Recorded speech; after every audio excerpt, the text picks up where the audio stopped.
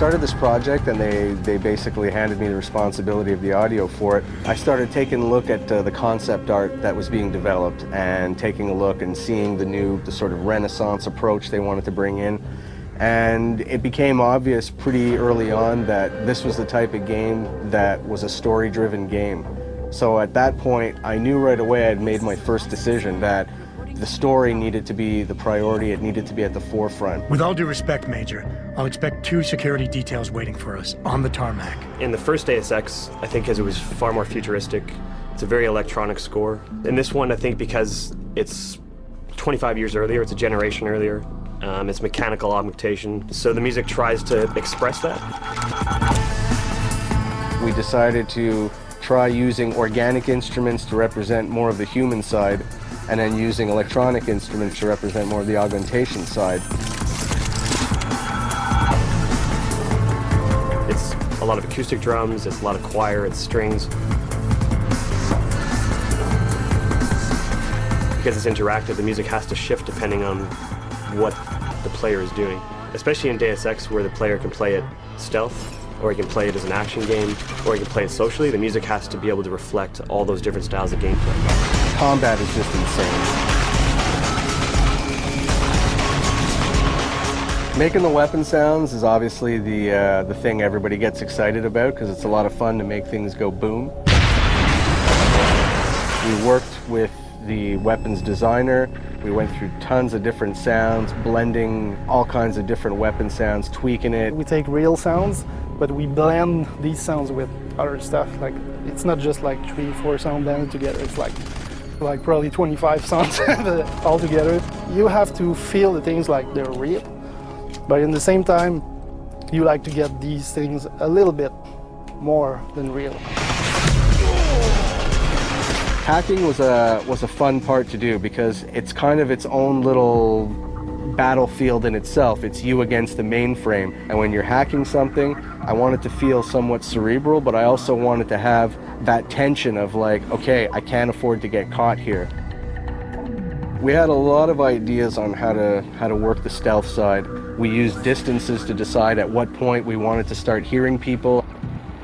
Someone's running. At what point did we want to start stressing the player out with the fact that they've got enemy guards approaching. And in the end, I think we found a recipe that worked really well and creates a really cool experience. We know someone's here. Keep looking. It's a heavy game, it's dense, there's a lot of story, there's a lot of conspiracy, there's a lot of characters in the game. That means the emphasis needs to be put on the people telling the story, and in this case, the actors. It is a time of great innovation, technological advancement. The thing about playing Adam Jensen is tricky because as an actor, when you play anything like film, television, or stage, what you do is you justify everything the character does. You have to. I found your attack dog in the factoring labs. But with Jensen, I have to justify not only why he's doing one arc, but why he's doing hundreds of arcs. When I have the option to play as a good guy, to not kill anybody, to go through the game and knock people out and never get discovered, that's what I'll do. Because I feel like a good guy wouldn't go around killing everybody. If I kill somebody and I didn't mean to kill them, I'll go back to a previous save. And I'll be like, okay, no, I'm going through without killing them.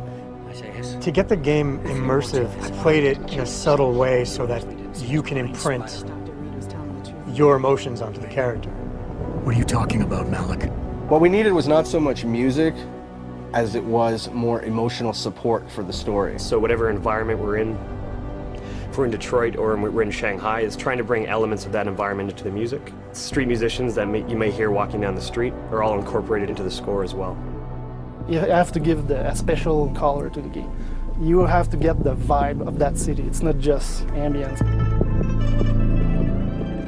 We've also got sounds being triggered at different intervals as you walk because that's what makes it feel realistic. Hearing a window break in the distance as you walked a certain path. And what's cool is when you walk back the same way, it's not going to be the same sound. It's not baked in. We've got something else cooked up. Now you're sitting there going, okay, well, this feels like it's adapting to what I'm doing in the game, and ultimately that's the illusion you want to create.